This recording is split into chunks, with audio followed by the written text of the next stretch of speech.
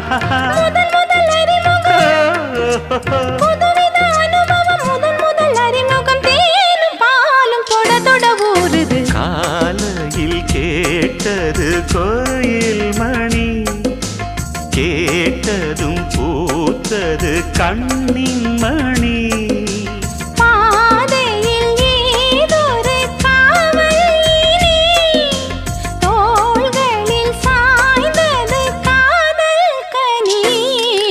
காலையில் கேட்டது கோயில் மணி கேட்டதும் பூத்தது கண்